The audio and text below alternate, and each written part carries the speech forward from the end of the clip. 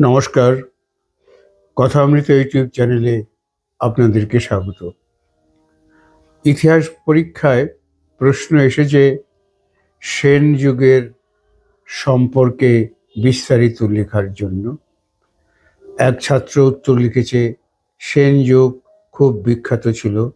এই সেন যুগেই বর্ষার গান তিনি তানসেন, গানে বিখ্যাত ভীমসেন।